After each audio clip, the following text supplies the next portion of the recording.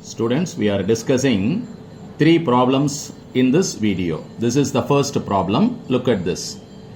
If a charge of 100 nanocoulomb is given to a concentric spherical shell, there is a spherical shell in which we are giving a charge of plus 100 nanocoulomb. Okay. The radius of this is 5 centimeter. And a charge of minus 200 nanocoulomb is placed at the center of the sphere. We have placed minus 200 nanocoulomb. Okay, if you place minus 200 here, immediately what will happen? This negative charge on the circumference of this small sphere will induce positive charge, equal and opposite positive charge on the inner surface of the spherical shell. So this charge will be plus 200, equal and opposite, electrostatic induction. But the total charge on the shell is 100. Therefore, the outer will have minus 100 nanocoulomb. Okay, so inner surface plus 200.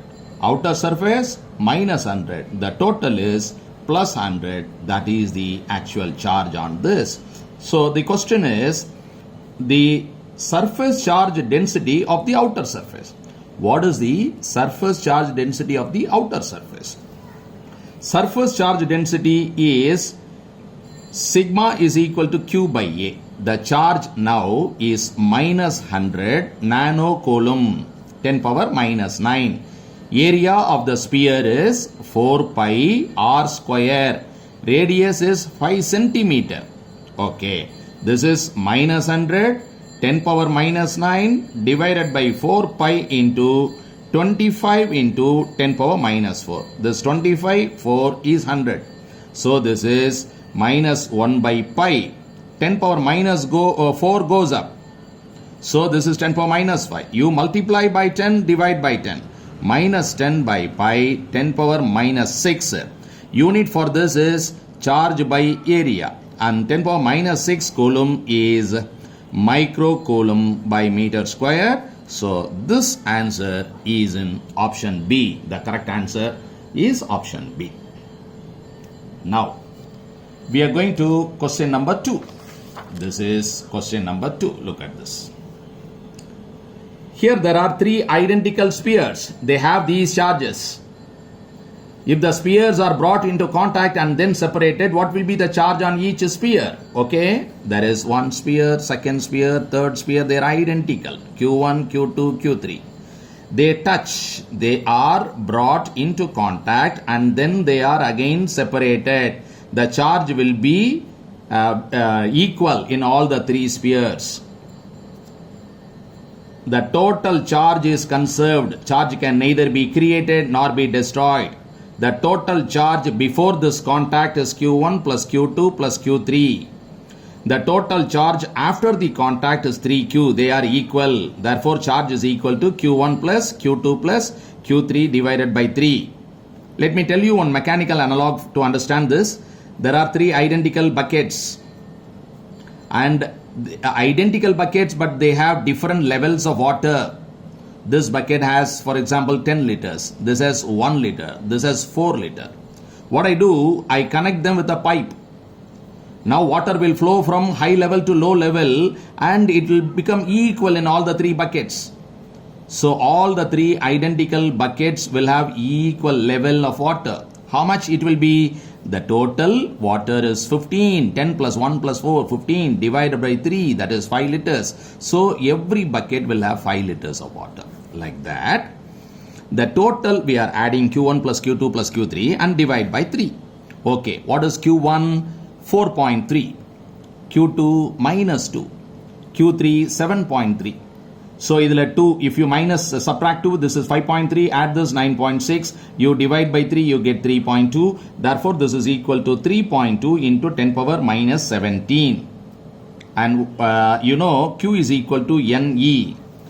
So we want to know number of electrons. E is what? 1.6 into 10 power minus 19. This is 3.2 into 10 power minus 17. You cancel this 2. You take it to the other side. You get 10 power 2. That means what? 200.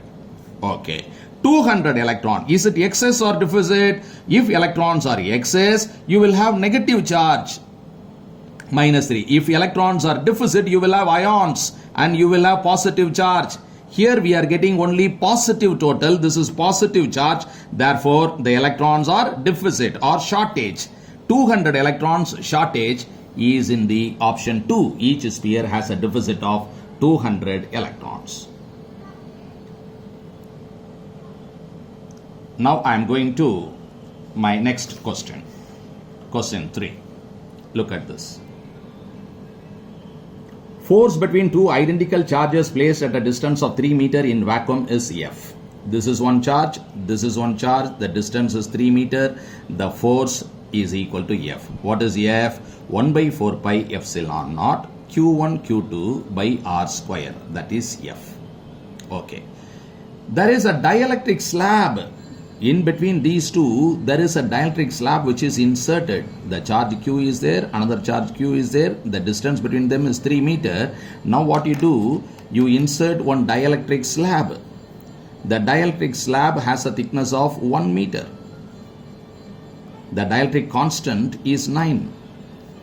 So the formula now will be F dash is equal to 1 by 4 pi epsilon naught Q1 Q2 divided by R minus T plus T into root epsilon R whole square. That is the formula. If some of you are not familiar with this formula, I'll tell you how to verify this. Suppose if there is no dielectric means you put T is equal to 0, no dielectric. So you verify whether are you getting this formula now. Put T is equal to 0, you will have F dash is equal to 1 by 4 pi epsilon naught Q square by T is not there, therefore R square. So you get back this equation, that is right. Suppose if there is full dielectric, you have to put T is equal to R, isn't it? If between Q and Q you have got full dielectric, that means the thickness of the dielectric is equal to R. Now you should be getting this formula, that is 1 by 4 pi epsilon Q1 Q2 by R square. Are you getting that? Now if you put T is equal to R, F dash will be equal to 1 by 4 pi epsilon naught, here Q square divided by R minus R plus R root epsilon R. Wherever there is T, you are replacing by R.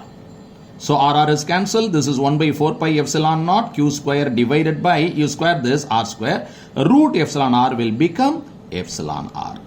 And epsilon naught into epsilon R is epsilon. Therefore, you get this formula. Therefore, this is correct.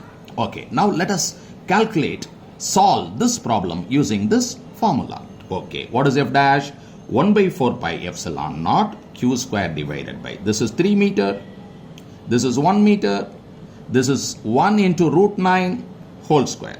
That is 1 by 4 pi epsilon naught Q square by 4. This is 6 minus 1, 5 square. That is 25. Now what I am going to do is this, from this equation, Q square by 4 pi epsilon naught, I am going to write it as 9F.